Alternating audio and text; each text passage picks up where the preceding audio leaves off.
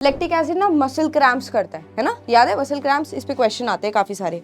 अब lactic acid कोई नई चीज नहीं है बेटा, ग्लूकोज का ही प्रोडक्ट है। एक सुपीरियर वेना कावा होती है जो हमारे ऊपर वाले बॉडी पार्ट से लेकर आएगी CO2 वाले ब्लड को। एक इंफीरियर वेना कावा होती है जो लेग से नीचे वाली एब्डोमिनल कैविटी से CO2 वाला ब्लड उठाती है। मैं समझ सोचना मैम ने क्या लिख दिया, these are nothing but external intercostal muscles, जो मैं फिंगर से दिखा रही थी। Hello my cute little ninjas, welcome back to ICSE वाला। कैसे हैं आप लोग? आई होप आप सब बहुत अच्छे हैं और आज की क्लास के लिए बहुत ज्यादा एक्साइटेड है।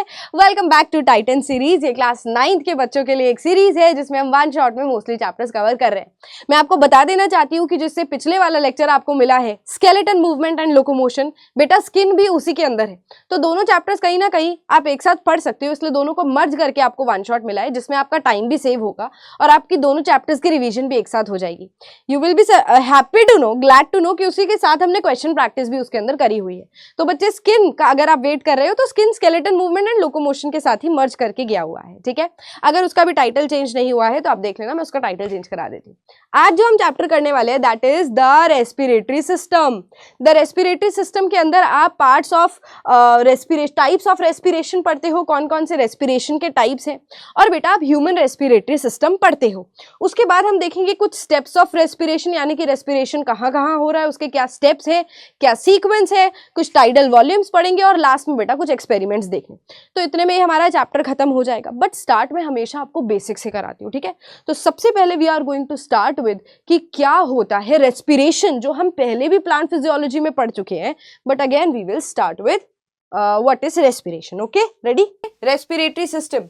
अच्छा, रेस्पिरेशन मतलब समझो पहले। रेस्पिरेशन का मतलब क्या था कि हमने breathing and respiration are different. Breathing का मतलब होता है this is breathing, but respiration is the whole process कि हमने जो इनहेल करा, मतलब हमने जब सांस अंदर ली तो ये सांस हमारी गई लंग्स से, लंग्स से हमारी गई हार्ट के पास, हार्ट से गई सारे बॉडी पार्ट्स के पास, फिर बॉडी पार्ट्स ने वापस डाल दिया CO2 ब्लड के अंदर और वो CO2 हमने एक्सहेल कर दिया, ठीक है।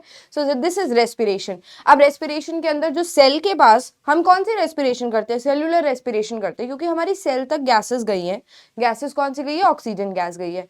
उस सेल के अंदर केमिकल रिएक्शन हुई, ग्लूकोज पहले ही पड़ा हुआ था डाइजेशन के बाद, उस खाने को के साथ जो ग्लूकोज पड़ा है उसके साथ ऑक्सीजन मिली और फिर एनर्जी बनी। This is respiration. तो क्या हम बोल सकते हैं respiration is the chemical process in which breakdown of glucose to produce energy has taken place. Glucose को हम तोड़ रहे हैं ताकि हम एनर्जी बना सके। This is respiration. दो तरीके के रेस्पिरेशन वाले ऑर्गेनिजम्स होते हैं, एरोबिक और एनारोबिक। एरोबिक जिसमें ऑक्सीजन का इस्तेमाल है, एनारोबिक रेस्पिरेशन जिसमें ऑक्सीजन का इस्तेमाल नहीं है। सारी बातें हमने पढ़ी हुई है। रेस्पिरेशन की डेफिनेशन यहाँ पर है, क्योंकि आपके सिलेबस में डेफिनेशंस भी आती हैं तो बार बार इसको रीड करना है। Respiration is the chemical process of releasing energy by breaking down glucose, carrying out life process. अब यहाँ पर जो फॉर्मूला लिखा है C6H12O6, ये तुम्हारे ग्लूकोज भैया है। ग्लूकोज के साथ ऑक्सीजन जुड़ गई, गैस जुड़ गई, ये ब्रेक हो रहा है यहाँ पर कार्बन डाइऑक्साइड, वाटर और एनर्जी के अंदर। ये कंप्लीट रिएक्शन तो नहीं है रेस्पिरेशन की, बट हम रेस्पिरेशन को ऐसे भी लिख सकते हैं। इन्होंने बस बीच के स्टेप्स खा गए हैं, ये है ना, बीच के स्टेप्स इन्होंने यहाँ से हटा दिए, कोई बात नहीं, हम उसको करते हैं। एरोबिक एनारोबिक के डिफरेंसेस से पहले मैं आपको बता देती हूँ जल्दी से क्या होता है एरोबिक रेस्पिरेशन और एनारोबिक के अंदर। याद करो, aerobic respiration what is the, कुछ बातें बताऊंगी किसमें CO2 बनता है किसमें नहीं बनता, वो चीजें याद रखना, ठीक है। अब एरोबिक रेस्पिरेशन उन ऑर्गेनिजम्स के अंदर जिनको ऑक्सीजन चाहिए, तो ग्लूकोज कहाँ था? सेल के अंदर। ऑक्सीजन आई सेल के अंदर और ग्लूकोज इसका यूज करेगा टू ब्रेक डाउन। बट मैं इस ऑक्सीजन को यहाँ से हटा रही हूँ क्योंकि ऑक्सीजन की नीड अभी नहीं है। ऑक्सीजन की नीड अभी नहीं है। पहले ग्लूकोज को छोटे टुकड़ों में बांटो, ग्लूकोज के 2 टुकड़े कर दो। 2 टुकड़ों को हम पाइरुवेट बोलते थे। पाइरुवेट का दूसरा नाम पाइरुविक एसिड था। अगर हम फॉर्मूला वाइज देखें तो glucose is C6H12O6, but pyruvate होता है C3H4O3। सिर्फ कार्बन को देखो तो यहाँ पर 6 कार्बन, यहाँ पर 3 चले गए, मतलब यहाँ पर 2 पाइरुविक एसिड बन सकते हैं, 3 यहाँ कार्बन, ठीक है। अब देखो 2 पाइरुवेट, क्योंकि ये कौन सी रिएक्शन है? एरोबिक रेस्पिरेशन, इसमें ऑक्सीजन का इस्तेमाल होगा, तो ये आगे की रिएक्शन होगी माइटोकॉन्ड्रिया के अंदर। माइटोकॉन्ड्रिया की जो इनर मेम्ब्रेन है वैसे फोल्डेबल होती है ताकि वो इस रिएक्शन को जगह दे सके। जगह चाहिए हमें लिखने के लिए तो मैं हटा रही हूँ। पाइरुवेट पहुंचा, पाइरुवेट कूद गया माइटोकॉन्ड्रिया के अंदर। अब ये पाइरुवेट आगे जाकर ब्रेक होगा बेटा using oxygen. It will break into 36 ATP molecules, carbon dioxide निकलेगी और 36 एटीपी तो एनर्जी है और थोड़ा सा वाटर निकल जाएगा।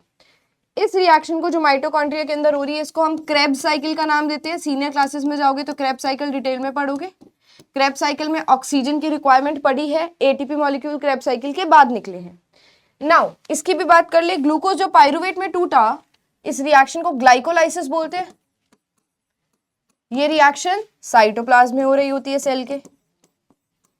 क्या ग्लाइकोलाइसिस में मिलता है कुछ एनर्जी? हाँ भाई, 2 एटीपी मिल जाते हैं यहाँ पर।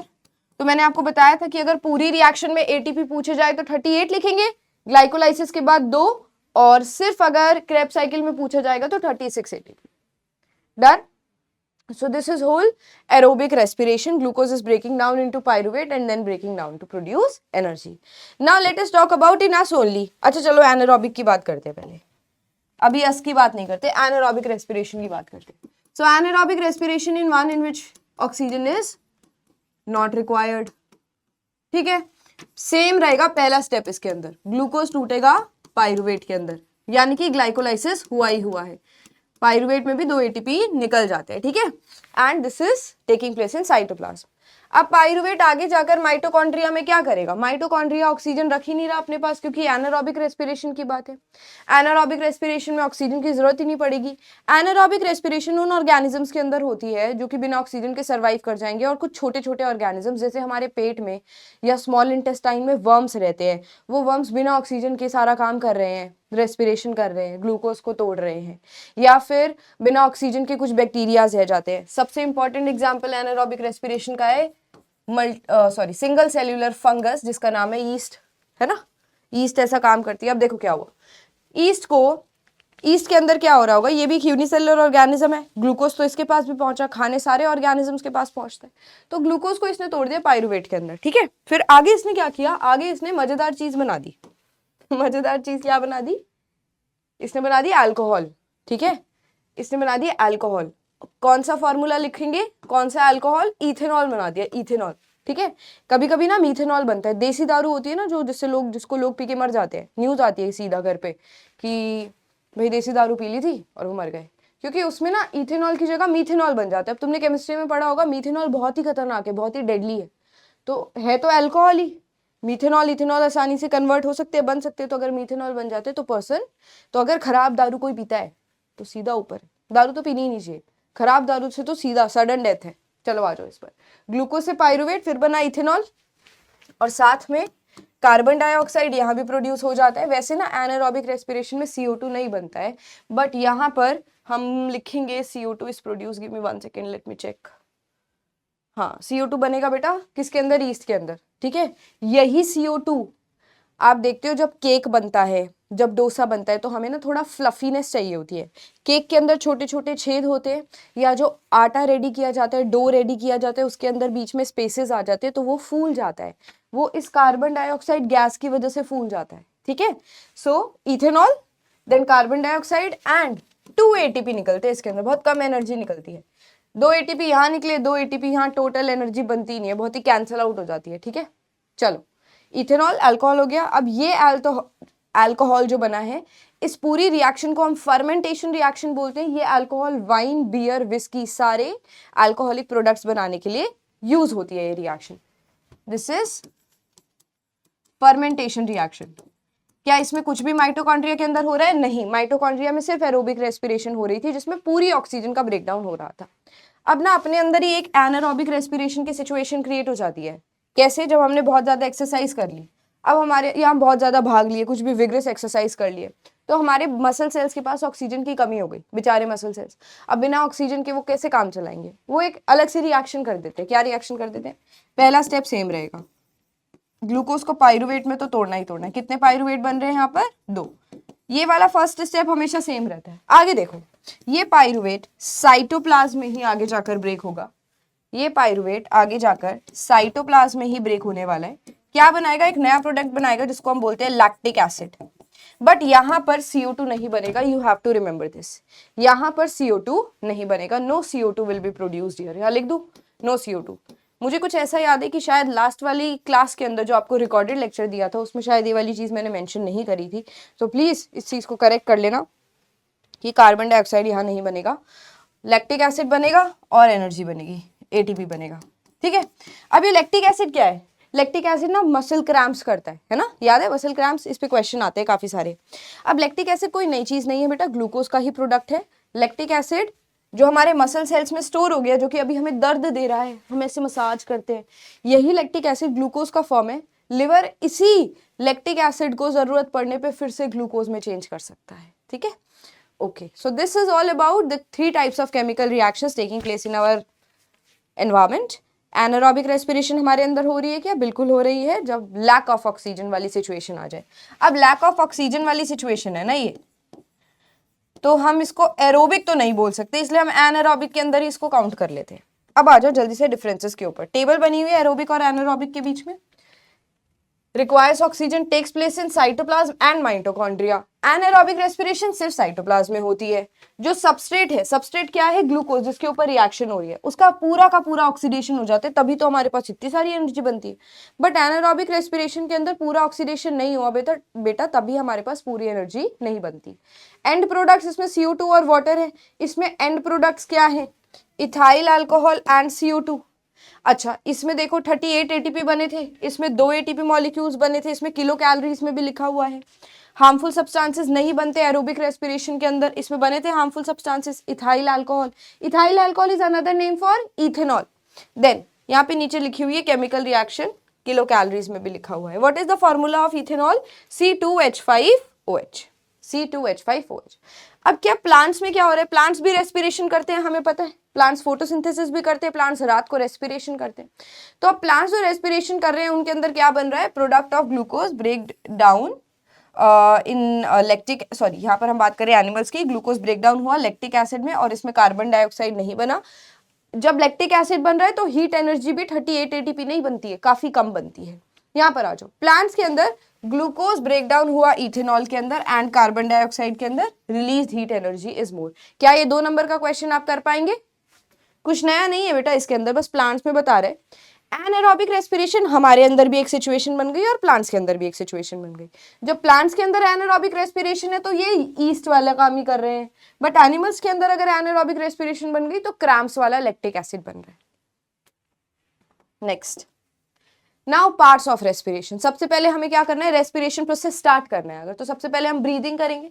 ब्रीदिंग एक फिजिकल प्रोसेस है जिसमें एटमॉस्फेरिक एयर को हम मजबूर करते हैं कि वो हमारे लंग्स के अंदर एंटर कर जाए, है ना।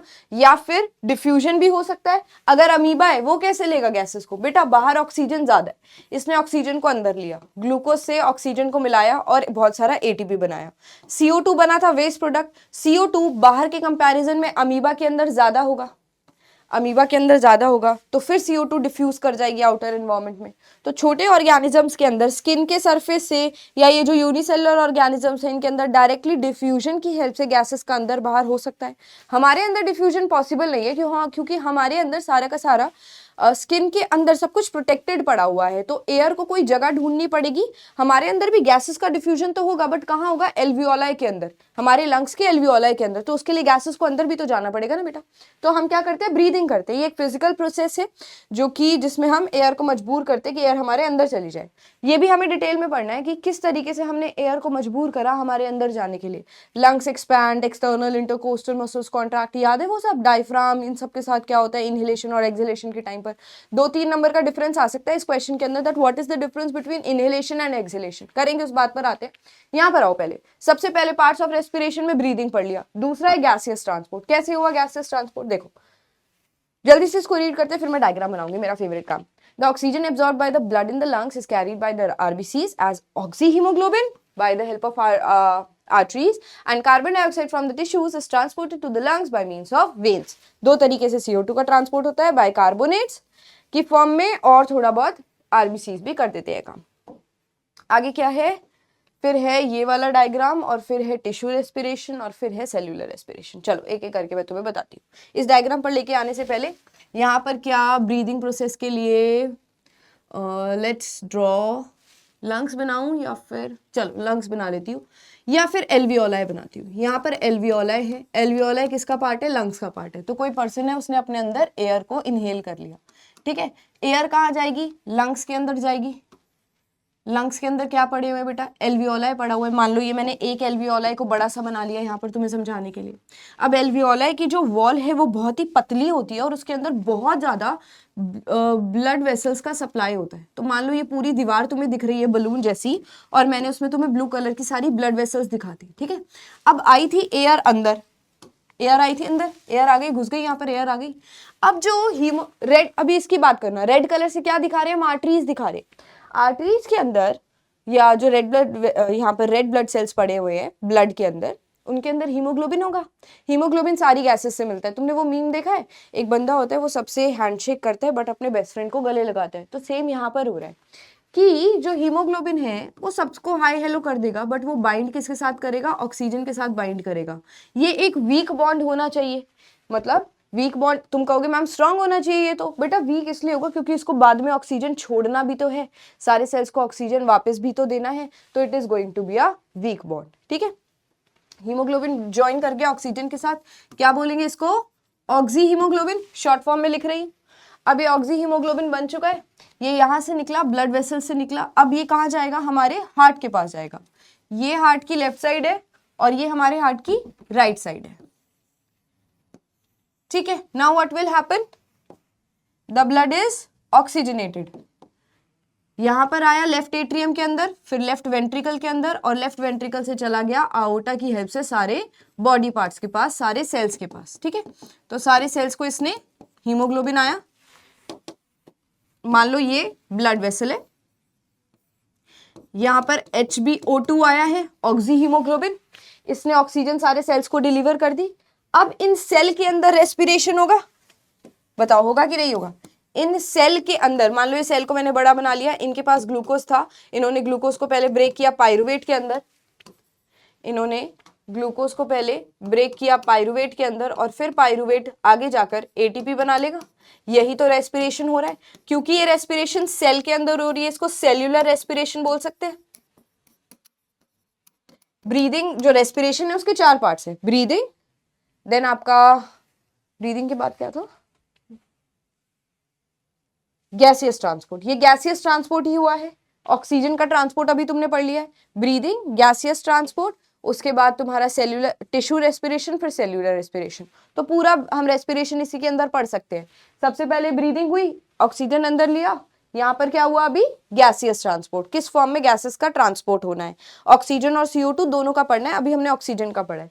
फिर टिश्यूज को कैसे डिलीवर हो रही है ऑक्सीजन, ये टिश्यू रेस्पिरेशन के अंदर आ जाता है कि भाई यहाँ पर सारे टिश्यूज थे, उन्होंने किस तरीके से, डिफ्यूजन हुआ है सिंपल, यहाँ पर हीमोग्लोबिन आया, उसने ऑक्सीजन सारे सेल्स को डिलीवर कर दी with the help of diffusion process, ठीक है। फिर सेल के अंदर जो केमिकल रिएक्शन हो इसको हम बोलते हैं सेल्यूलर रेस्पिरेशन। अब क्या हुआ देखो, अब इन सारे सेल्स ने CO2 as a waste product डाल दिया था ब्लड वेसल के अंदर, CO2 डाल दिया था। CO2 will be transported by the blood vessel, but इस ब्लड वेसल के अंदर अब क्योंकि CO2 ज्यादा है तो हम इसको वेन बोलेंगे, वेन, वेना कावा। यहाँ राइट एट्रियम और राइट वेंट्रिकल के अंदर पहले ब्लड लेकर आएगी, जाना तो इसको वैसे लंग्स के पास है कि हम CO2 को अपनी नाक से निकाल सके, बट ये पहले किसके पास जाता है, राइट हार्ट के पास जाता है, राइट एट्रियम राइट वेंट्रिकल, ज्यादा प्रेशर लेने के लिए। अब ये घुस गई इसके अंदर, राइट एट्रियम राइट वेंट्रिकल, फिर यहां से गई वापस हमारे लंग्स के पास, हमारे लंग्स के पास, यहां बनाना चाहिए था मुझे, है ना। अब ये CO2 कहाँ आ जाएगी, हमारी ब्लू कलर वाली वेन्स है उनके अंदर CO2 है, CO2 का अमाउंट ज्यादा है एल्वियोलाई के अंदर as compare to outer air, तो डिफ्यूजन की हेल्प से हम CO2 को अपनी नाक से बाहर निकाल देते हैं। So this is how the whole respiration process takes place. अब हम रीड करते हैं, अब एक और चीज कि CO2 कैसे गया ब्लड के अंदर। देखो सेल्स ने बहुत ज्यादा CO2 बना लिया, अब वो चाहते हैं कि ये ब्लड वेसल के अंदर या वेन के अंदर एंटर कर जाए। हीमोग्लोबिन जितना अच्छी दोस्ती तो नहीं है CO2 की, बट हीमोग्लोबिन ना थोड़ा सा CO2 अपने साथ बिठा लेता है, इसको हम बोलते हैं कार्बा अमीनो हीमोग्लोबिन। अमीनो नाम आ रहा है बीच में, इसका मतलब अमीनो ग्रुप का कोई मतलब है, हेल्प करी है अमीनो ग्रुप ने इसको जुड़ने में, कार्बा अमीनो हीमोग्लोबिन। तो हीमोग्लोबिन के साथ CO2 जुड़ सकता है, हाँ जुड़ सकता है, बट ऑक्सीजन जितना नहीं जुड़ सकता, थोड़ा सा ही CO2 को अपने अंदर बिठाएगा और पहुंचाएगा, फिर बाकी CO2 का क्या करे। तो प्लाज्मा कहती है मैं तुम्हें अपने अंदर लेकर ट्रांसपोर्ट करा दूंगी। प्लाज्मा होगा, प्लाज्मा के अंदर CO2 बाइकार्बोनेट्स की फॉर्म में ट्रांसपोर्ट होता है, मतलब CO2 ने अपना रूप बदला, उसने अपने आप को HCO3 माइनस किया और वो बैठ गया प्लाज्मा के अंदर और फिर चला गया हमारे एल्वियोलाई तक। तो दो तरीके से कार्बन डाइऑक्साइड का ट्रांसपोर्ट हो रहा है, एज कार्बामीनो हीमोग्लोबिन और दूसरा as dissolved in plasma bicarbonates की फॉर्म में। टिश्यू रेस्पिरेशन तो पढ़ो जरा। द टर्मिनल ब्लड वेसल, जो लास्ट वाली ब्लड वेसल होगी, जैसे आओटा निकली थी हमारे लेफ्ट वाले एट्रियम से, ठीक है, लेफ्ट वाले वेंट्रिकल से आओटा निकली, अब वो आओटा सारे बॉडी सेल्स के पास जाएगी, तो जो लास्ट वाली ब्लड वेसल है वो कैपिलरी डिलीवर करती है ऑक्सीजन को ब्लड सेल्स के पास, जहां पर ऑक्सीजन डिफ्यूज कर जाएगा सेल की पतली पतली वालों दीवार से, और कैपिलरीज उसी तरीके से CO2 को वापस भी ले लेगी। यही बताया। कहाँ हो रहा है ये हमारे डायग्राम में? यहाँ पर डिफ्यूजन हुआ, दोनों की पतली पतली दीवारें, आसानी से ऑक्सीजन चली गई। यहाँ पर भी डिफ्यूजन हुआ, CO2 आ गई हमारी वेन के अंदर। फिर सेल्यूलर रेस्पिरेशन में पूरा का पूरा जो हमने केमिकल रिएक्शंस पढ़ी है उसको हम सेल्यूलर रेस्पिरेशन बोलते हैं, जो कि ग्लूकोज का ब्रेकडाउन है और 38 ATP बन रहे हैं। डन है? क्लियर है? मुझे लगता है तुम्हें समझ आ रहा होगा सब कुछ। ठीक है, अब समझ आ रहे हो तो तुम बिल्कुल सही ट्रैक पे हो। ये हम पढ़ चुके हैं। नाउ रेस्पिरेटरी ऑर्गन्स की भी बात कर ले, अपने अंदर की बात कर ले। ह्यूमन के रेस्पिरेटरी ऑर्गन्स कैसे हैं? हमारे अंदर सबसे पहले आती है नाक, फिर आता है फेरिंग्स, फिर आता है लेरिंग्स, फिर आता है ट्रैकिया, फिर आता है ब्रोंकाई, फिर आता है लंग्स। मजा नहीं आया ना? डायग्राम बनाती हूँ। सबसे पहले आते हैं नोज से भी पहले नाक के छेद। तो ये दो नोस्ट्रल्स हैं, यहाँ से एयर अंदर गई। थोड़ी सी बड़ी बना दूं मैं अभी नाक, चलो ऐसी बात करते हैं। ये नाक का रास्ता है, ठीक है, this is nasal passage. Nasal passage में हेयर होते हैं छोटे छोटे, हेयर होते हैं छोटे छोटे, और एक लिक्विड प्रोड्यूस होता है जिसको हम क्या बोलते हैं? म्यूकस। क्या बोलते हैं उसको? म्यूकस। तो हमारे नेजल पैसेज के अंदर दो चीजें हैं, हेयर एंड म्यूकस। दोनों ही मिलकर ना ट्रैप कर लेंगे डर्ट पार्टिकल्स को, क्योंकि हम लंग्स में ये डर्ट पार्टिकल जाने का रिस्क नहीं ले सकते। तो हमारी नाक जो है, तुम नाक साफ करते हो, जो गंद निकलता है, that is the mucus and the dirt trapped inside your nasal passage, क्योंकि हम लंग्स में वो नहीं भेज सकते। ये जो म्यूकस रिलीज होता है किससे होता है? गॉबलेट सेल से। पेट में भी डाइजेशन पढ़ा है ना हमने, तो हमारे पेट में भी HCl से बचाने के लिए म्यूकस प्रेजेंट होता है। वो म्यूकस कौन से सेल्स रिलीज करते हैं? गॉबलेट सेल्स रिलीज करते हैं। 1 मार्क का क्वेश्चन यहाँ पर आएगा, तो देख लेना। अब आगे जाएंगे, नाक से वो नीचे तो जाएगी हवा, यहां से गए नीचे। अब यहाँ पे हमारी बकल कैविटी की ऊपर वाली पैलेट है, जहां पे तुम अपनी टंग लगा सकते हो। ऊपर टंग को टच कर पा रहे हो, ये ऊपर वाला सरफेस है, ठीक है। अब नीचे गए भाई, यहाँ से तो कॉमन रास्ता हो गया। पहले अलग था, नाक का रास्ता अलग था, माउथ का रास्ता अलग था। फिर हमारा एक कॉमन पैसेज आ गया जहाँ से खाना और हवा दोनों जा सकती है, जिसको हम फेरिंग्स बोलते हैं। फिर फेरिंग्स के नीचे हमारे पास एक एरिया आता है जिसको हम बोलते हैं लेरिंग्स। लेरिंग्स का दूसरा नाम क्या है? Voice box. लेरिंग्स का दूसरा नाम क्या है? वॉइस बॉक्स, ठीक है। अब देखो, ये लेरिंग्स आगे विंड पाइप बनाएगा। विंड पाइप को हम क्या बोल सकते हैं? ट्रैकिया। विंड पाइप में ऐसे सी शेप्ड की कार्टिलेज रिंग्स पड़ी हुई होती है, सी शेप्ड कार्टिलेज रिंग्स। क्या काम है इनका? कोलैप्सिंग से बचाएगा, कि हमारी विंड पाइप कोलैप्स ना हो जाए। भाई इस पाइप है एक तरीके का, मसल से बना हुआ है, ये पिचकता है खुलता है, पिचकता है खुलता है। कभी हमने बहुत जोर से पिचका दिया और खोल दिया तो बहुत जोर से ऐसे करें, बहुत ही जान लगा दी तुमने, दुनिया भर की जान लगा दी अपनी विंड पाइप में, तो ये कोलैप्स हो सकती है ना। इसीलिए सी शेप की कार्टिलेज रिंग्स पड़ी हुई हैं जो इसको कोलैप्सिंग से बचाएंगी। अब ये जो आपकी विंड पाइप है ये अंदर जाती है और लेफ्ट और राइट दो लंग्स में खुल जाती है, ठीक है। रिंग शेप्ड कार्टिलेज कंटिन्यूड है। फिर ये आगे मोटे मोटे पाइप्स हमारे लंग्स के अंदर नहीं जा सकते, इनको पतला होना होगा। तो ये सबसे पहले ब्रेक होती है प्राइमरी ब्रोंकाई के अंदर, ठीक है। फिर मान लो ये प्राइमरी ब्रोंकाई बन गए, फिर ये और ज्यादा टूटेगी सेकेंडरी ब्रोंकाई के अंदर। किसके अंदर टूटेगी? सेकेंडरी ब्रोंकाई के अंदर। ये लो, ये ब्रेक हो गई सेकेंडरी ब्रोंकाई के अंदर। फिर और ज्यादा ब्रेकडाउन होगा, किसमें ब्रेकडाउन होगा? टर्शरी ब्रोंकाई के अंदर। क्या बोलेंगे इसको? Tertiary bronchi. Primary, secondary, tertiary, पतले होते जा रहे पाइप्स, और कुछ नहीं। फिर उसके बाद लास्ट में बहुत ही पतले पाइप्स निकल जाते हैं, इनको हम बोलते हैं ब्रोंकियोल्स। ब्रोंकियोल्स। और ब्रोंकियोल्स के बाद क्या आता है लास्ट में? Balloon like structures which are known as alveoli. Balloon like structures which are known as alveoli. Alveoli का सरफेस एरिया बहुत ही पतला होता है। मतलब क्वेश्चन आता है कि एल्वियोलाई कैसे डिजाइंड है कि यहाँ पर अच्छे से गैसेस का एक्सचेंज हो सके। भाई एल्वियोलाई की थिन वॉल होती है बहुत ज्यादा। एल्वियोलाई ब्लड वेसल्स, एल्वियोलाई की वॉल के अंदर बहुत सारी ब्लड वेसल्स होती है ताकि गैसेस एक्सचेंज अच्छे से हो सके। Got it. ये बहुत पीछे की तरफ चला गया डायग्राम। इसके अंदर देखो, इसके अंदर मैं दिखाती हूँ, एक मिनट। ये देखो, ये डिवाइड हुआ। ब्रोंकस, ब्रोंकस कुछ भी नहीं है, प्राइमरी सेकेंडरी टर्शरी जो ब्रोंकाई मैंने लिखा है ना, ये प्लूरल में, ब्रोंकाई हम प्लूरल में बोलते हैं, ब्रोंकस हम सिंगुलर में बोलते हैं। तो देखो ये ऐसे डिवाइड हुआ, फिर ये ऐसे ब्रेक हुआ, फिर ये जो पतली पतली ऐसे दिखाई हुई है ये ब्रोंकियोल्स है, सबसे पतली है। उसके बाद ब्रोंकस को इन्होंने एक ही बार लिखा हुआ है, प्राइमरी सेकेंडरी टर्शरी नहीं दिखाया हुआ। तुम्हारी बुक में प्राइमरी सेकेंडरी टर्शरी है, साइज का डिफरेंस है बस। सबसे पहले प्राइमरी आएगी, फिर सेकेंडरी आएगी, फिर टर्शरी आएगी। I hope this is clear. इस डायग्राम को देखो, ब्रोंकियोल्स दिख रहे हैं, एल्वियोलाई यहाँ लास्ट में है, ठीक है। अब आ जाते हैं हम लंग्स पे। ये हमारा लेफ्ट वाला लंग्स और ये हमारे राइट वाले। जो हमारा, सॉरी ये राइट वाला है, ये लेफ्ट वाला है।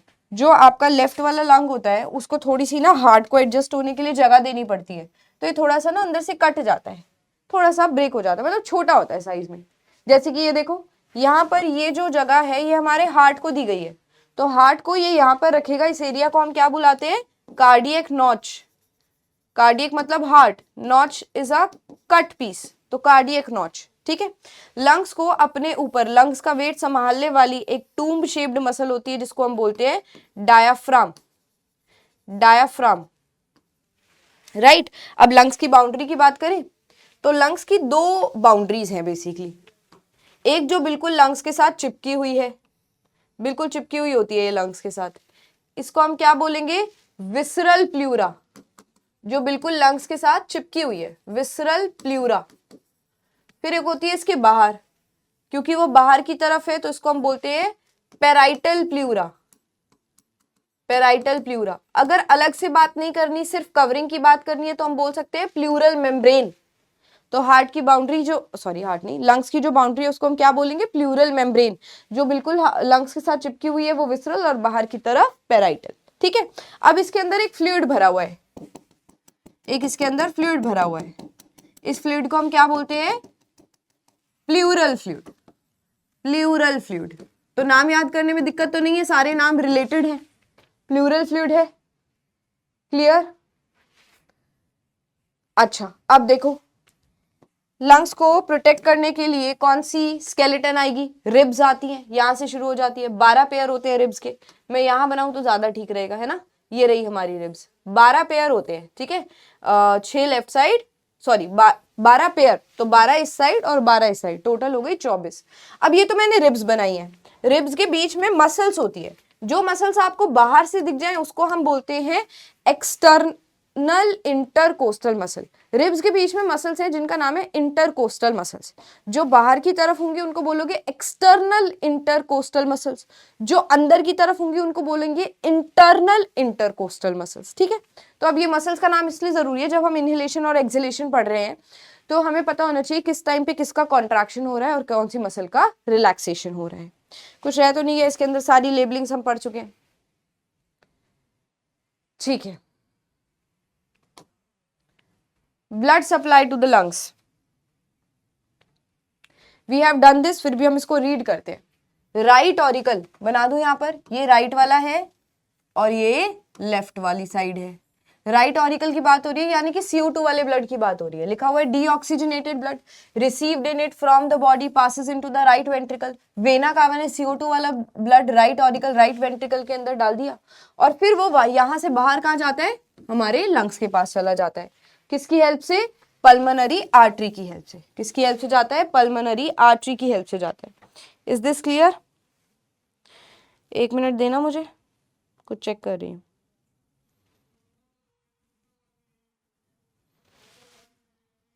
Nutrition, digestive system, movement, locomotion. चलो इसको हम कर ही लेते हैं एक बार, मैं आपको फिर से याद दिलाती हूँ। ये हार्ट जो हमने बनाया है इसको मैं यहाँ बनाऊंगी थोड़ी सी जगह लेकर। Right auricle, left right auricle, right ventricle बाहर, लेफ्ट ऑरिकल, लेफ्ट वेंट्रिकल और लेफ्ट वेंट्रिकल के बाहर का रास्ता। क्लियर? नाउ ऑक्सीजन के लिए हमारी लेफ्ट साइड है हमेशा और CO2 के लिए हमारे हार्ट की राइट साइड डोनेटेड होती है। इतना आपको क्लियर है? अब साइकिल हमेशा स्टार्ट होती है लंग्स से। लंग्स से सबसे पहले ऑक्सीजन वाला ब्लड लेकर आना है हमें लेफ्ट वाले ऑरिकल के अंदर। जो लेकर आ रहा है उसका नाम क्या है? Pulmonary when. Pulmonary when. देखो पल्मनरी वेन, वैसे सारी की सारी आर्टरीज ने कसम खाई थी कि हम ऑक्सीजन वाला ब्लड हमेशा पूरी बॉडी में ट्रांसपोर्ट कराएंगी, और वेन ने कसम खाई थी हम डीऑक्सीजनेटेड ब्लड ट्रांसपोर्ट कराएंगी। बट एक आर्टरी धोखा देती है जो लंग्स के पास चली जाती है, इसलिए इसका नाम रखा हमने pulmonary. Pulmonary word is related to lungs. तो ये पल्मनरी वेन है। वेन ने CO2 वाले ब्लड को ट्रांसपोर्ट करने की कसम खाई थी, बट ये लंग्स से कौन सा ब्लड लेकर आ रही है? ऑक्सीजनेटेड ब्लड लेकर आ रही है। ये पता है ना मैंने क्या लिखा है? वेन लिखा है। अब लेफ्ट ऑरिकल से लेफ्ट वेंट्रिकल के अंदर चला गया। लेफ्ट वेंट्रिकल से अब इसको बहुत ज्यादा प्रेशर मिल गया। लेफ्ट वेंट्रिकल बहुत जोर से पिचकता है और सारे ऑक्सीजनेटेड ब्लड को डाल देता है इस पाइप के अंदर। इस पाइप का नाम क्या है? आओर्टा है। आओर्टा। मेरा मन नहीं मान रहा, मैं बड़ा डायग्राम बनाऊंगी।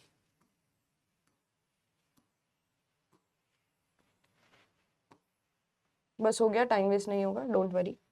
लो, तो हमने क्या पढ़ा? लंग से जो ब्लड आ रहा है आपकी लेफ्ट वाले ऑरिकल के अंदर, इसका नाम है पल्मनरी वेन। ठीक है? अब पल्मनरी वेन ने ऑक्सीजनेटेड ब्लड डाल दिया लेफ्ट वाले ऑरिकल के अंदर, लेफ्ट वेंट्रिकल के अंदर, और यहां से बाहर गया with the help of aorta. Aorta artery है, लार्जेस्ट आर्टरी है, ये सारे बॉडी पार्ट्स को ऑक्सीजन देकर आती है। एज इट इज इतनी मोटी तो नहीं जाएगी बेटा, ये आगे ब्लड वेसल्स में पतली पतली होती जाती है। डन? अब आ जाओ CO2 वाले ब्लड की बात करें। CO2 वाला ब्लड हमें वापस डालना है राइट वाले ऑरिकल के अंदर डालना है। This is deoxygenated blood.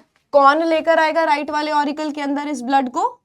The name is vena cava. एक सुपीरियर वेना कावा होती है जो हमारे ऊपर वाले बॉडी पार्ट से लेकर आएगी CO2 वाले ब्लड को। एक इंफीरियर वेना कावा होती है जो लेग से नीचे वाली एब्डोमिनल कैविटी से CO2 वाला ब्लड उठाती है और राइट वाले ऑरिकल के अंदर डाल देती है। तो वेना कावा लेकर आई, फिर राइट वेंट्रिकल के अंदर गया CO2 वाला ब्लड, और यहां से बाहर जाएगा with the help of pulmonary artery. Artery आ गई, देखो चीटर आ गई। Pulmonary artery. आर्टरी ने कसम खाई थी कि हम तो हमेशा ऑक्सीजनेटेड ब्लड लेके जाएंगी, बट यहाँ पर चीट करती है पल्मनरी आर्टरी। CO2 वाला ब्लड कहाँ लेकर जा रही है बेटा? ये लंग्स के पास लेकर जा रही है, टू लंग्स। क्लियर? चल अब आते हैं इसमें, देखते हैं। यही लिखा है, pumps it to the lungs through the main pulmonary artery. Pulmonary artery दो ब्रांचेस में डिवाइड करती है। Inside the lungs they divide and redivide several times to form ultimate capillaries around the air sacs. What are air sacs? Alveoli. वही बात है। देखो अब इसको कहाँ जाना है?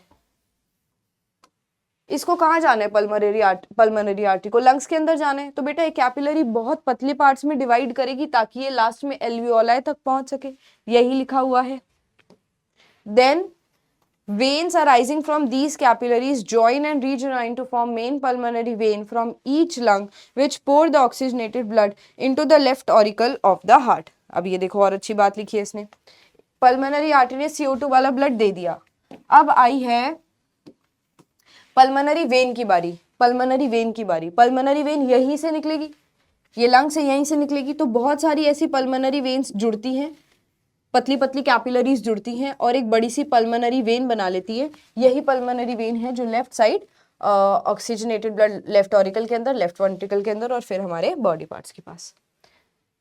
Now respiratory cycle. हमारी रेस्पिरेटरी साइकिल के अंदर एक है इंस्पिरेशन जिसको हम ब्रीदिंग इन बोलते हैं, और एक है ब्रीदिंग आउट जिसमें हम सांस को छोड़ देते हैं, और बीच में ना एक छोटा सा पॉज आता है। ऐसा तो नहीं है हम हर बार ऐसे करें, ऐसे हम करते हैं जब हमें बहुत ज्यादा ऑक्सीजन की जरूरत होती है, बट हम बीच में एक पॉज भी ले रहे हैं। जैसे अभी मैंने जो लाइन बोली थी वो पॉज की ली थी। नाउ उस टाइम पे मैं इंस्पिरेशन कर रही हूँ, अब करा था, और ना मैं एक्सपिरेशन कर रही थी उस टाइम पे, है ना। एक छोटा सा पॉज लेते हैं ना, you all can feel it.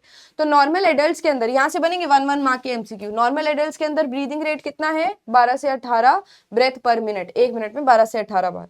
But जो नए नए बच्चे अभी अभी पैदा हुए हैं ना, उनका ब्रीदिंग रेट ज्यादा होता है। सोचो 60 टाइम्स पर मिनट, हर एक सेकंड में सांस ले रहे हैं, क्योंकि वो अभी ऑक्सीजन डिप्राइव्ड एनवायरमेंट में रह रहे थे। वो मम्मी के अंदर थे, मम्मी के अंदर वो नाक से सांस तो नहीं ले रहे थे, उनके अंदर ऑक्सीजन ब्लड सप्लाई से जा रहा था, है ना।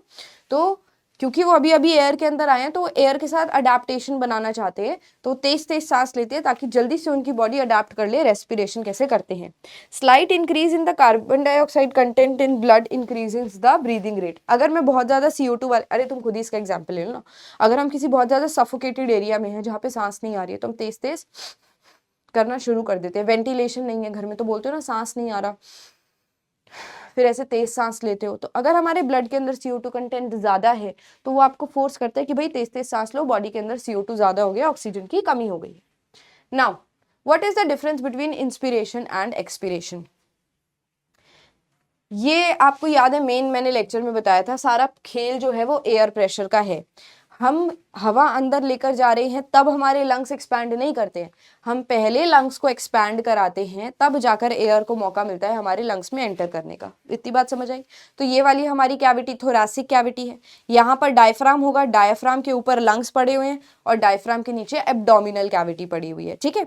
तो डायफ्राम ने अपने ऊपर ऐसे लंग्स को रखा हुआ है बेसिकली। अब सोचो, आप चाहते हो कि आपके लंग्स एक्सपैंड हो, लंग्स को कवर कौन करके रखा हुआ है, रिब केज। तो रिब केज विल एक्सपैंड। हम क्या कर रहे हैं, सांस अंदर लेने की कोशिश कर रहे हैं, तो हमें पहले जगह बढ़ानी पड़ेगी, अपने लंग्स की वॉल्यूम बढ़ानी पड़ेगी। तो लंग्स की वॉल्यूम बढ़ाने के लिए हमने रिब केज को एक्सपैंड कराया, ठीक है। रिब केज, ये मान लो मेरा हाथ रिब केज है, इसके बाहर एक्सटर्नल इंटरकोस्टल मसल्स पड़ी हुई हैं। ये पहले ऐसे पड़ा हुआ था, ठीक है। अब ये जो बाहर एक्सटर्नल इंटरकोस्टल मसल्स पड़ी हुई हैं, या फिर ऐसे नहीं, ऐसे सोचो, ये मेरा हाथ जो है ये एक्सटर्नल इंटरकोस्टल मसल्स है। अब मेरी जो लंग्स है वैसे एक्सपैंड कर रहे हैं ऐसे, तो ये मेरी फिंगर्स क्या कर रही हैं, पिचक रही हैं, कॉन्ट्रैक्ट हो रही हैं।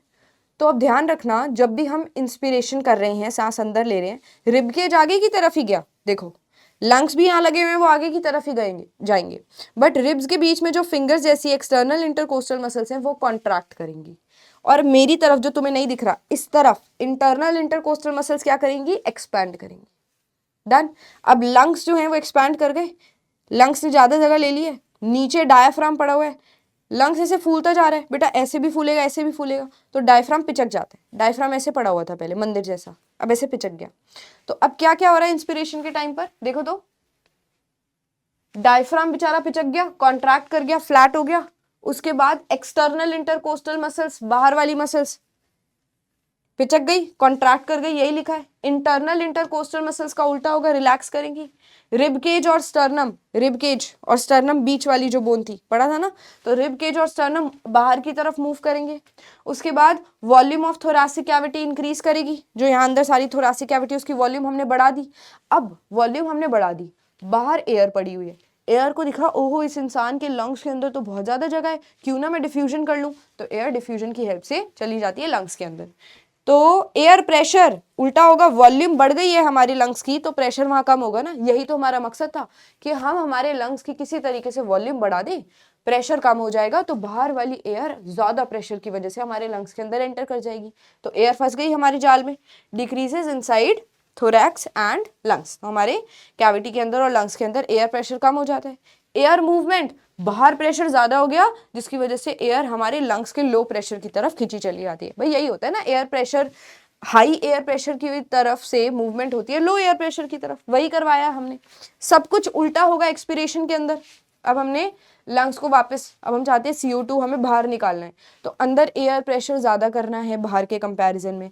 अब जो हमने सारी हरकतें करी थी, ऐसे कॉन्ट्रैक्शन किया था, लंग्स को सुकड़ना पड़ेगा, कॉन्ट्रैक्ट करना पड़ेगा। अभी एक्सटर्नल इंटरकोस्टल मसल्स रिलैक्स कर जाती हैं, क्योंकि पहले ऐसे पिचक गई थी ना, अब ऐसे रिलैक्स हो जाती है, हाँ ये शुक्र है लंग्स रिलैक्स कर गए। तो ये भी एक्सटर्नल इंटरकोस्टल मसल्स क्या करेंगी, रिलैक्स करेंगी।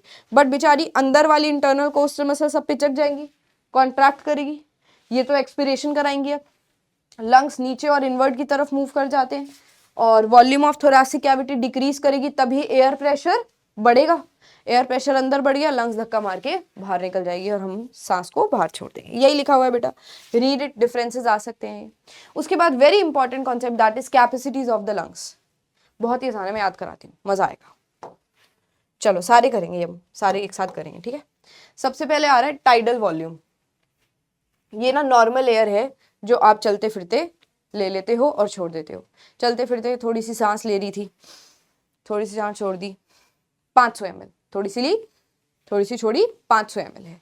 तो ये टाइडल वॉल्यूम होती है कि हम नॉर्मल बैठे हैं, बिल्कुल शांत बैठे हैं, 500 ml लेंगे, 500 ml छोड़ देंगे, ठीक है। उसके बाद है ये जो आपकी टाइडल वॉल्यूम है ना, ये आपको 2 एरियाज में मिलती है। जो आप सांस अंदर लेके गए हो और आपने सांस छोड़ी है, ये कहाँ कहाँ जाएगी? 350 ml तो आपके एल्वियोलाई तक पहुंच जाएगी, और 150 ml कहीं वो रेस्पिरेशन के लिए ट्रैकिया में फंस गई, ब्रोंकाई में फंस गई, ब्रोंकियोल्स में फंस गई। तो ये जो 500 ml का टोटल है, ये इन दोनों को मिलाकर आता है। 350 ml तो पक्का पक्का जाती है आपके एल्वियोलाई तक, बाकी 150 ml आपके पूरा रास्ता है ना एल्वियोलाई तक जाने का, वहां बीच में फंस जाती है। डेड एयर स्पेस बोलते हैं, वहां पे कोई डिफ्यूजन नहीं हो रहा होता है। तो ये आपकी टाइडल वॉल्यूम हो गई। चलो उसके बाद है इंस्पिरेटरी रिजर्व वॉल्यूम। नॉर्मल सांस लेना, सारे कितने ले रहे हैं? 500 ले ली। अब जबरदस्ती सांस लो, एक्सेल नहीं करना। समझ आई क्या करना है? नॉर्मल सांस लेनी है, फिर एक्सेल नहीं करना, जबरदस्ती और सांस लेनी है। नॉर्मल सांस ली मैंने 500, अब जबरदस्ती लूंगी, कितनी ले ली? 3000 ml, and this is inspiratory reserve volume जो हमने जबरदस्ती ली है। तो हेल्दी लंग्स 3000 ml एयर ऐसे जबरदस्ती खींच सकते हैं। पहले 500 ले लो नॉर्मल वाली, फिर 3000 और ले लो, जबरदस्ती ले लो, ठीक है। फिर inspiratory capacity, total volume of air a person can breathe in after normal expiration, ठीक तो है ये। तो इंस्पिरेटरी कैपेसिटी, भाई तुम कितनी अंदर सांस ले सकते हो, तो तुम क्या बोलोगे? इंस्पिरेटरी कैपेसिटी कितनी है तुम्हारी? भाई 500 ml तो देखो मैं नॉर्मल ले सकती हूँ, उसके बाद जबरदस्ती में 3000 ml ले सकती हूँ, तो मेरी कैपेसिटी कितनी हो गई? 3500 ml, वही लिखा है। फिर आ जाओ एक्सपिरेटरी रिजर्व वॉल्यूम। आपने पहले नॉर्मल सांस छोड़ दी, कितनी छोड़ते हैं नॉर्मली? तो 500 ही लेना है, 500 ही छोड़ना है ना, तो 500 छोड़ दी, ठीक है। फिर उसके बाद अभी इनहेल करने की बजाय और छोड़ो, ये कम होती है। आप जबरदस्ती 3000 ले सकते हो, बट जबरदस्ती 1000 ml ही छोड़ सकते हो, ठीक है। और ये आपको जो फोर्सिबली निकालनी है ना एक्सपिरेटरी रिजर्व वॉल्यूम, ये आपको कब निकालनी है? एक बार 500 ml छोड़ो, फिर और जबरदस्ती छोड़ो। जैसे हमने इंस्पिरेटरी रिजर्व वॉल्यूम निकाली थी, पहले 500 ml नॉर्मली ली, फिर जबरदस्ती ली, कितना हो गया? 3500, जो इंस्पिरेटरी कैपेसिटी है। अब एक्सपिरेटरी पर आ जाओ, नॉर्मल छोड़ी 500 और जबरदस्ती छोड़ी 1000, ठीक है। तो एक्सपिरेटरी रिजर्व वॉल्यूम कितना है हमारे पास? 1000 है, ठीक है। अब आ जाओ वाइटल कैपेसिटी। वाइटल कैपेसिटी क्या होती है? The total volume of air that can be taken in and expelled out by maximum inspiration and expiration. जो आप मैक्सिमम जबरदस्ती खींच सकते हो और जितना एक्सपायर कर सकते हो, that is your vital capacity, ठीक है।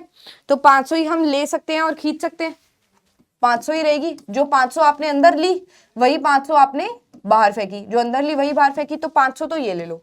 उसके बाद 3000 आपने जबरदस्ती ली और 1000 आपने फोर्सिबली निकाली थी, तो टोटल कितना हो गया भाई? 4500 ml हो गया, वही बात है यहाँ पर, ठीक है। तो total vital capacity is your 4500 ml, clear है। उसके बाद है रेजिडुअल वॉल्यूम। हमारे लंग्स कभी भी बिना एयर के नहीं रहते, कुछ अमाउंट की एयर हमेशा रहती है। कितना ही जोर लगा लो तुम, कितना ही करते रहो, मिनिमम एयर हमारे लंग्स के अंदर रहती है। वो कितनी है? 1500 ml volume, which is residual है। रेजिड्यू मतलब बची हुई, तो हमेशा इतनी तो रहेगी। फिर total lung capacity, maximum air which can at any time be held in 2 lungs, that is 6000 ml। ये हमारी क्या है? टोटल लंग कैपेसिटी है बेटा, ठीक है। वेरी इंपॉर्टेंट, हो गई याद? कुछ डिफिकल्ट तो नहीं था? आएंगे इन पे क्वेश्चंस, डेफिनेशंस आएंगी।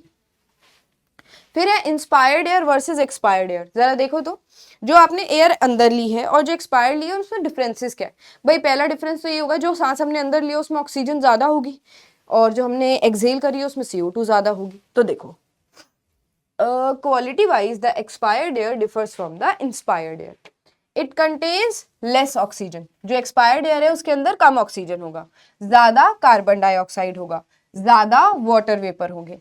वार्मर होगी क्योंकि पूरी हमारी बॉडी के अंदर घूम के आई है और टेम्परेचर लेकर आई है। इट कंटेन सम बैक्टीरिया, क्योंकि हमारी बॉडी के अंदर से आई है तो ज्यादा बैक्टीरिया उसके अंदर होने के चांसेस हैं। डन। फिर है 2 बीमारियां दी हुई हैं आपकी बुक्स के अंदर, वेरी सिंपल, कि हमारी बॉडी के अंदर ऑक्सीजन की कमी से कौन कौन सी बीमारियां हो सकती हैं। तो एक बीमारी हो सकती है बेटा हमें हाइपोक्सिया। हाइपोक्सिया कब होता है? जब हम बहुत हाई हाइट पर चले जाएं, हाई एल्टीट्यूड पे चले जाएं। या नाम क्यों नहीं लिखा है? ये रहा हाइपोक्सिया। हाँ, तो देखो, अगर हम बहुत ज्यादा हाइट पर चले जाएंगे तो वहां पर एयर प्रेशर कम हो जाता है। एयर प्रेशर हमारी बॉडी को अभी बैलेंस कर रहा है। जैसे अभी हम प्लेन्स में, एयर प्रेशर यहाँ हमारी बॉडी के ऊपर लग रहा है, हमारी बॉडी अंदर से प्रेशर लगा रही है, तो हम बैलेंस्ड है। अगर हमारी बॉडी अंदर से प्रेशर नहीं लगा रही होती ना, तो हम ऐसे पिचक जाते, क्योंकि बाहर एयर प्रेशर बहुत ज्यादा है। अब हम हाइट पे जा रहे हैं तो एयर प्रेशर कम होता जा रहा है। हमारी बॉडी अभी भी लगी हुई है उतना ही प्रेशर लगाने के लिए, क्योंकि हमें तो यहाँ की आदत है ना कि भाई बाहर से प्रेशर लगता रहता है, अंदर से भी लगाना पड़ेगा। हाइट पे चले गए हम, वहां पे बाहर से हमारी बॉडी पे इतना प्रेशर ही नहीं लग रहा, हमारी बॉडी अभी भी लगी हुई है प्रेशर लगाने में। तो तभी आप देखते हो हाइट पे जाने के बाद हमारी नाक से और कान से खून आने लग जाता है। वो हमारी अंदर का प्रेशर जो निकल रहा है बाहर की तरफ, उसकी वजह से होता है। नाउ 4500 मीटर अगर हम सी लेवल के ऊपर इतनी हाइट पे चले गए तो हमें एयर सिकनेस हो जाती है, जिसमें हमें एयर की कमी हो जाएगी, डिजीनेस लगेगा, चक्कर आने लग जाते हैं, ठीक से सुनाई नहीं देता। होता है ना, फ्लाइट में बैठते तो हमारे कान बंद हो जाते हैं, तो that is because of the air pressure. Hypoxia एक बीमारी है कि ऑक्सीजन आपके टिश्यूज तक ठीक से पहुंच नहीं रही है। ये कब हो जाता है? आप बहुत ही पुअरली वेंटिलेटेड रूम में बैठे हो, जैसे ये हमारा एक छोटा सा कमरा है, यहाँ पर 30-40 फैकल्टीज आ जाए एक साथ क्लास लेने के लिए कि हम भी लेंगे, बायो की क्लास ही लेंगे, हम भी हाइपोक्सिया पढ़ाएंगे, सारे यहाँ पर है। इस रूम में, स्टूडियो में कोई खिड़की नहीं है, सबको हाइपोक्सिया हो जाएगा, है ना? ऐसे नहीं आते ही हो जाएगा, 2-3 घंटे बाद सबको ऐसे बहुत ज्यादा ऑक्सीजन डिप्राइव्ड फील होगा। इट में ऑल्सो भी एक्सपीरियंस्ड एट हाई एल्टीट्यूड्स, ये बहुत ज्यादा हाइट पर भी फील होता है। आगे आ जाओ। एस्फिक्सिएशन। एस्फिक्सिएशन क्या बीमारी है बेटा? इसमें भी ऑक्सीजन की कमी होती है, बट इसमें क्या है, बेसिकली हमारा ब्लड बहुत ज्यादा जहरीला हो गया। वेनस मतलब जहरीला, CO2 बहुत ज्यादा डिपॉजिट हो गई है हमारे ब्लड के अंदर और ऑक्सीजन कम हो गया है। अब इसके अंदर बहुत सारे रीजंस हो सकते हैं कि कोई डूब गया पानी के अंदर तो उसके अंदर कमी हो गई है ना, रेस्पिरेटरी ट्रैक्ट में कोई दिक्कत है, जैसे एस्थमा वगैरह जो बीमारी होती है, बाद में उस पर्सन के अंदर एस्फिक्सिएशन हो सकता है। कोई एस्थमा का पंप ले रहा है, तुमने उसे एस्थमा का पंप छीन लिया, वो बेचारा अब बिना पंप के क्या करेगा? धीरे धीरे उसके अंदर CO2 डिपॉजिट हो जाएगा and the person will die also in this case. Science of asphyxia क्या है? साइनेसिस, मतलब जिसमें हमारी बॉडी का कलर ब्लूइश हो जाए क्योंकि CO2 बहुत ज्यादा डिपॉजिट हो गया है। फिर है postmortem fluidity of blood, increased fibrinolysis and cardiac dilation. ये तुम्हें नहीं पढ़ना है, वैसे सिलेबस में नहीं है, बट फिर भी हमारा एक साइन क्या निकल कर आता है? CO2 ज्यादा डिपॉजिट हो गया ना ब्लड वेसल्स के अंदर, तो बहुत ज्यादा ब्लूइश दिखती है हमारी screen. I would recommend experiments, अगर आपको इस चैप्टर के करने हैं तो रिकॉर्डेड लेक्चर डाला हुआ है, लास्ट के 15 मिनट में मैंने सारे एक्सपेरिमेंट्स कराए हुए हैं, तो 1 मिनट लगेगा, आप एक बार जाओ और सारे एक्सपेरिमेंट्स वहां से देख लो, ठीक है? यहाँ पर हम कर रहे हैं question practice, match the column, column 1 with column 2। करें इसको। हाँ जी, नेजल चेम्बर, नेजल चेम्बर ये नाक के रास्ते को ही बोल रहे हैं। वैसे तो आना चाहिए कि ये वार्म कर देती है एयर को, पर देखते हैं जो जो बिल्कुल श्योर है उनको तो जल्दी से कर ले। ट्रैकिया के अंदर C शेप्ड रिंग्स होंगी। लंग्स जो है स्पंजी और इलास्टिक होते हैं, बट अभी हम देखेंगे। सिलिया, सिलिया, अच्छा ये प्रोडक्शन ऑफ वॉइस को लेरिंग्स से मैच कर दूं सबसे पहले, ठीक है? उसके बाद एयर सैक्स यानी कि एल्वियोला, इसके अंदर कैपिलरीज का नेटवर्क है। फिर एपिग्लॉटिस, एपिग्लॉटिस विंड पाइप के ऊपर, याद करो मैंने लेक्चर में बताया था, हमारी जो विंड पाइप होती है उसके ऊपर एक ढक्कन लगा होता है जिसको एपिग्लॉटिस बोलते हैं। बेसिकली ये ढक्कन विंड पाइप को बंद कर देता है जब पीछे की तरफ से खाना जा रहा होगा फूड पाइप के अंदर। दोनों पाइप साथ साथ है, अब फूड को तो नहीं पता कहाँ जाना है, तो फूड अगर गलती से विंड पाइप में घुस गया तो दिक्कत हो जाएगी, तो इसलिए एपिग्लॉटिस उस फूड पाइप को ऐसे कवर कर देता है। तो एपिग्लॉटिस क्लोजेस विंड पाइप, ठीक है? उसके बाद है नेजल चेम्बर, बिल्कुल सही है, वार्म्स ईयर, है ना? Then lungs are spongy and elastic and cilia drives mucus. Cilia वही हेयर लाइक स्ट्रक्चर्स, हमारे हर बॉडी के अंदर एपिथेलियल टिश्यू लगा हुआ है। एपिथेलियल टिश्यू नाक के अंदर सिलिया वाला प्रेजेंट होता है, ट्रैकिया के अंदर सिलिया वाला प्रेजेंट होता है। मैं बता देती हूँ एक बार, ये हमारी ट्रैकिया है, विंड पाइप है, तो यहाँ पर एपिथेलियल टिश्यू प्रेजेंट होगा, ये एपिथेलियल टिश्यू अपनी बॉडी पे सिलिया वाला है, ताकि जब भी एयर हमारी नाक में तो फिल्टर हो गई जितनी होनी थी, बट विंड पाइप में जाने के बाद भी उसको फिल्टर करने की कोशिश की जा रही है। ये सिलिएटेड एपिथेलियम अपने अंदर डर्ट पार्टिकल्स को ऐसे थोड़ा थोड़ा ट्रैप कर लेता है और म्यूकस बना देता है, और म्यूकस को साथ में पड़ी हुई फूड पाइप के अंदर डाल देता है बेटा। ठीक है, तो आपको पता भी नहीं चलता, आप खाने के साथ साथ अपनी एयर और म्यूकस का डर्ट भी खा रहे हो। फैक्ट्स। ठीक है, चलो, how do the following contribute in inspiration during breathing. भाई रिब्स और डायफ्राम क्या करते हैं हमारी ब्रीदिंग कराने में? रिब्स को पता है कि एयर को अंदर घुसाना है किसी तरीके से, तो रिब्स एक्सपैंड करते हैं। चलो मैं इसके आंसर्स लाई हूँ, वही देखते हैं। अरे यार क्या हो गया, डीपीबी वाले भैया ने आंसर्स नहीं डाले, कोई बात नहीं, चलो मैं बताती हूँ।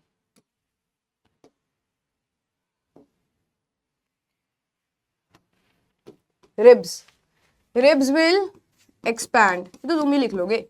Ribs will expand, move upwards with the help of contraction of external intercostal muscles.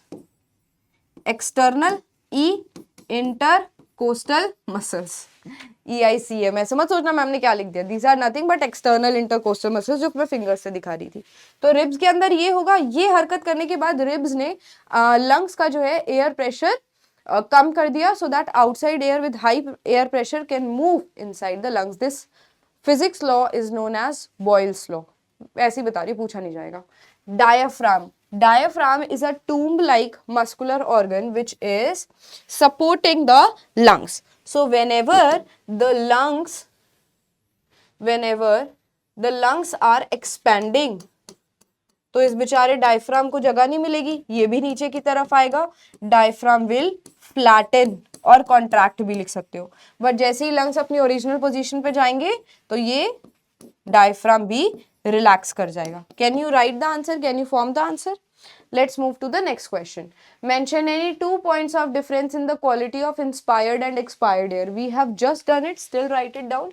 Inspired air और expired air. इसका एक बहुत ही अच्छा आंसर था, give me 1 minute, I will tell you. जरा कहीं लिख लो, अगर कुछ लिख रहे हो तो लिख सकते हो इसको। 1 मिनट रुको।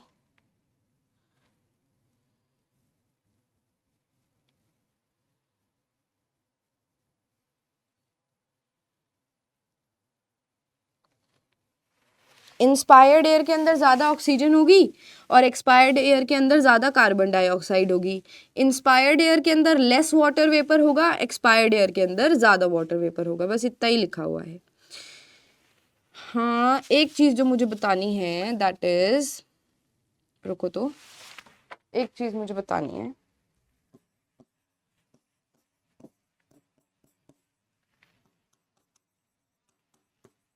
इसको अभी याद करेंगे सब।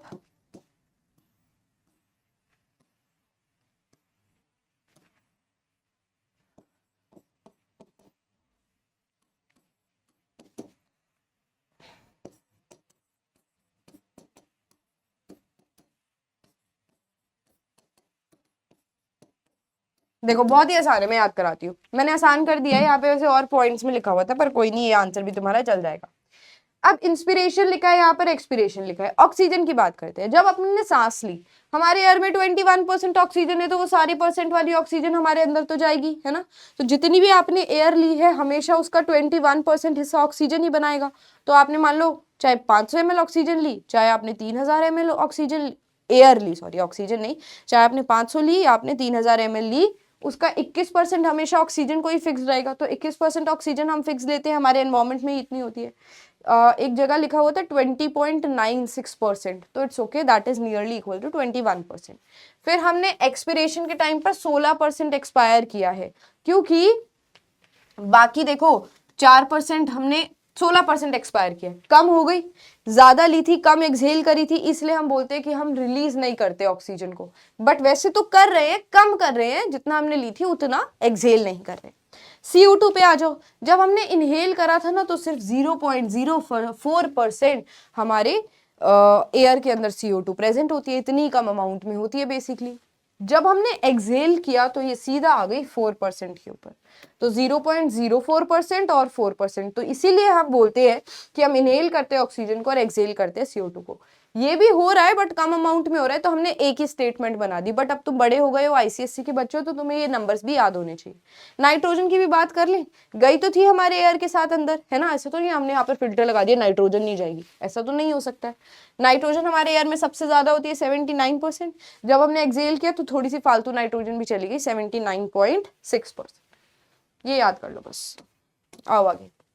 Give reasons for people climbing to high altitude में suffer from dizziness and unsteady vision. एक पूरा आंसर तो तुम्हें लिखना है इसके अंदर, बट एक हाईलाइटेड पॉइंट जो तुम्हें लिखना है that is decreased air pressure. Decreased air pressure. अब एयर प्रेशर हम ऊपर जा रहे हैं तो कम है, ठीक है, हम वही एयर प्रेशर लंग्स की हेल्प से क्रिएट कराते हैं। हम अपने अंदर एयर प्रेशर कम कराते हैं लंग्स की वॉल्यूम को बढ़ाकर कि बाहर की एयर हमारे अंदर आ जाए। अब बाहर एयर प्रेशर ही कम है तो ऑक्सीजन उतने हमारी लंग्स के अंदर एंटर नहीं कर पा रही है, इसीलिए लोगों के अंदर ऑक्सीजन की कमी हो जाती है, उनको हाइपोक्सिया हो जाता है। Lime water is used in most experiments on respiration. Lime water जहां भी आ जाए ना तो ये कार्बन डाइऑक्साइड से रिलेटेड है। कार्बन डाइऑक्साइड को जब हम लाइम वाटर के साथ रिएक्ट कराते हैं तो इसका कलर चेंज हो जाता है। क्या हो जाता है? इसका कलर मिल्की हो जाता है। कैल्शियम कार्बोनेट बना लेता है which is CaCO3, milky like substance calcium carbonate. अगर एक्सेस में, मतलब एक बार आपने कैल्शियम हाइड्रोक्साइड के साथ CaOH होल ट्वाइस, अगर आपने थोड़ा सा इसके साथ CO2 डाली है तो वो मिल्कीनेस हो दिखाएगा, बट आप CO2 डालते ही गए डालती गई मिल्कीनेस हो गया, उसके बाद भी आप डालते ही गए तो ये मिल्कीनेस डिसअपियर कर जाती है एक्सेस CO2 जब हम डालते हैं। What is the normal percentage composition of gases in inspired and expired air? ये जो पीछे वाले पेज पे मैंने ग्राफ बनाया था वो इसी का आंसर है बच्चा। Starting from the nostrils, trace the path in sequence with the transpired air takes until it reaches the air sacs. तो आपको पूरा रास्ता लिखना है जब तक वो air sacs तक नहीं पहुंचती है। लिखे, स्टार्टिंग हुई थी nostrils से, nostrils के बाद nasal passage या nasal chamber लिख दो, फिर पहले क्या आता है? कॉमन रास्ता फेरिंग्स, फिर क्या आता है?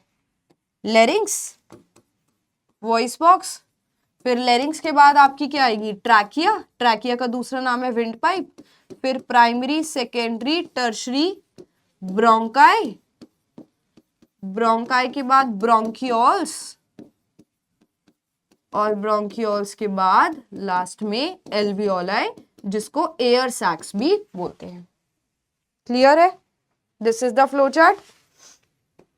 Next, what are the functions of the following in breathing? This we have done, ribs also done, diaphragm also done. Abdominal muscles, what happened to the abdominal muscles in the time of breathing? तो breathing में यानी कि जैसे हमने ribs और diaphragm के differences बताया ना बेटा, ऐसे ही आपको इन सब के डिफरेंसेस भी बताने हैं। तो आपकी बुक में लिखा है कि it helps to increase the size of the thoracic cavity through its motion of the diagram which assist in inspiration. जैसे हमने पढ़ा है कि कोई भी पर्सन ले लो, ठीक है, यहां पर उसका डायाफ्राम है,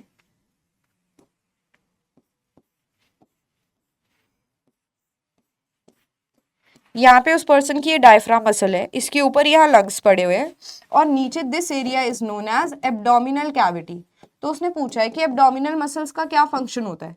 तो हमारी एब्डोमिनल कैविटी की जो मसल्स हैं वो डायफ्राम को मूवमेंट में हेल्प कराती है। तो बेसिकली यहाँ पर आप डायफ्राम के रिस्पेक्ट में अपना आंसर लिखोगे that abdominal muscles help in the motion of the diaphragm. Diaphragm is also a muscle, but क्योंकि एक मसल की मूवमेंट होती है तो दूसरी मसल को हेल्प मिलती है मूवमेंट करने में, तो आप यहाँ पर लिख सकते हो।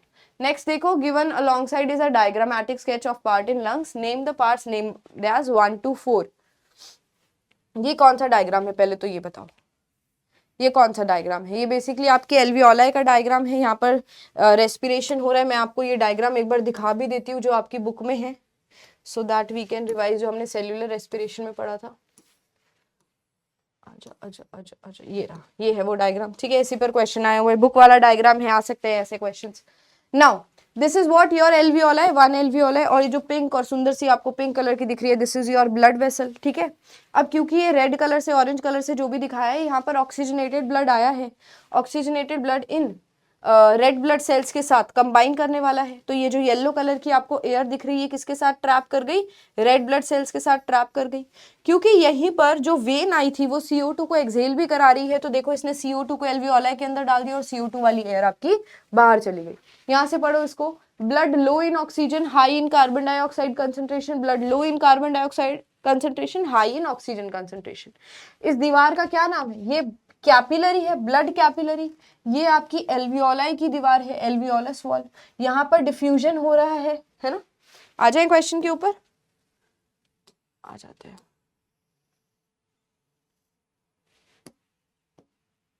Name the parts numbered as 1 2 3 4।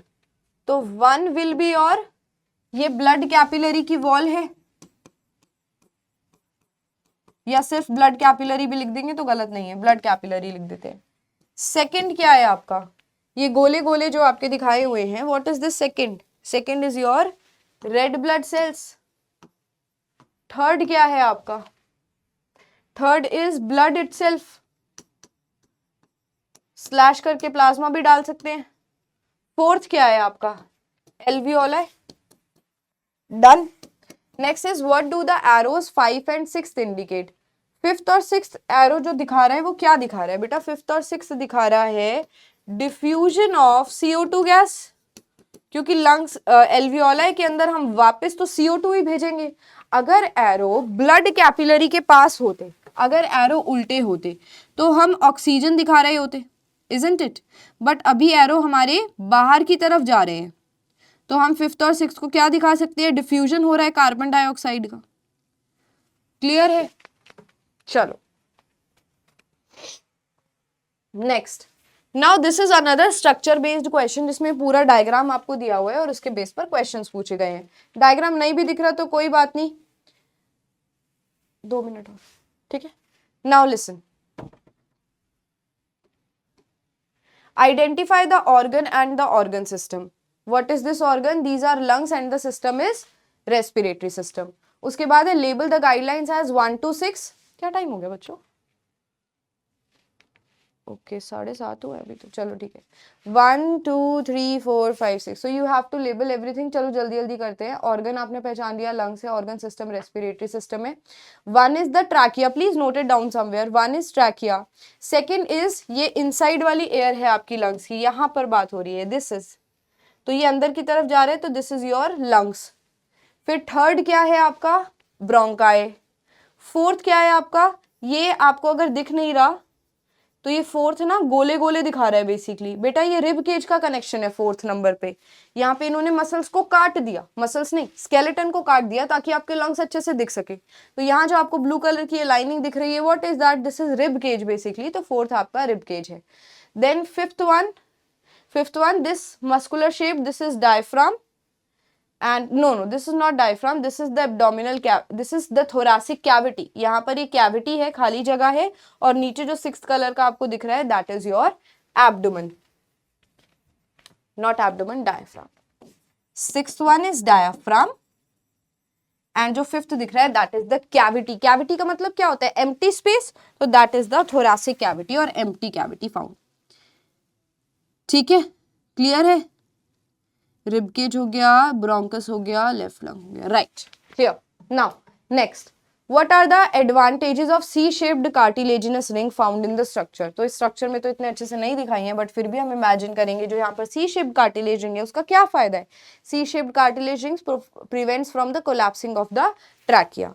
Name the fluid filled between the 2 protective layers of the organ as shown in part 2। तो जो आपको यहाँ पर फ्लूइड जो भरा हुआ है इस कैविटी में उसको क्या बोलेंगे, the fluid will be known as pleural fluid. Name the basic structural functional unit of part 2। Part 2 is our lungs, इसका बेसिक स्ट्रक्चरल और फंक्शनल यूनिट क्या है, एल्वियोलाई। लंग्स के अंदर सबसे ज्यादा कौन काम कर रही है, जैसे हर ऑर्गन का एक अपना फंक्शनिंग यूनिट है। किडनी की अगर हम बात करें तो किडनी के अंदर हमारे नेफ्रॉन्स उसकी फंक्शनल यूनिट है, ब्रेन के न्यूरॉन्स हैं। तो सेम तरीके से हमारी एल्वियोलाई की फंक्शनल, एल्वियोलाई हमारे लंग्स के फंक्शनल यूनिट है। डन है जी।